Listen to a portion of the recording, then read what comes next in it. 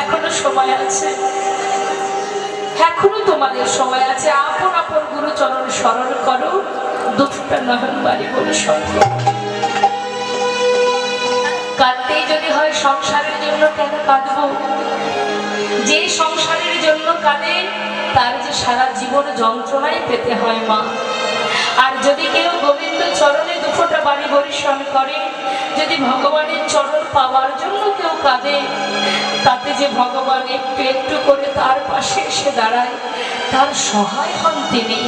যদি গোবিন্দের জন্য দুফোঁটা বাড়ি বরিশন করে, ভগবান নিজেই বলেছেন, দেবর্ষি নারদকে বলেছিলেন, জগতের কোনো কিছু দিয়ে আমাকে ডাকতে হবে না, আমার ভক্তের কাছে যদি কিচ্ছু না থাকে আমার কোনো দুঃখ নেই।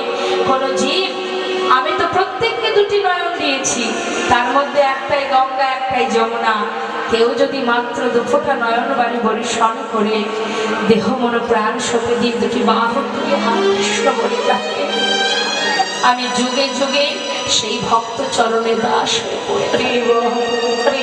ভজন জানি না, সাধন জানি না, বিদ্যা নেই, বুদ্ধি নেই, ভক্তি নেই, গতি নেই, মতি নেই, শুধু তোমার কাছে একটি নিবেদন, আমি তোমায় ভালোবাসি।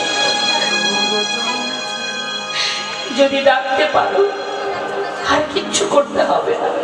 বেদ বিদ্যা দহ কিছু নাহি জানো তো, সে যদি গৌরঙ্গ করে সার, ঠাকুর নারায়ণানন্দিতে বলে সেই তো সকলেই জানে, সর্বসিদ্ধি করতলে তার। যদি বলা যায়, রাখা যায়